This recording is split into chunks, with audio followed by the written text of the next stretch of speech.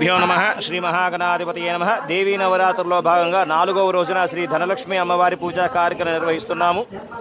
భక్తులందరికీ శ్రీ ధనలక్ష్మి సమేత నారాయణ స్వామి వారి ఆశీస్సులు.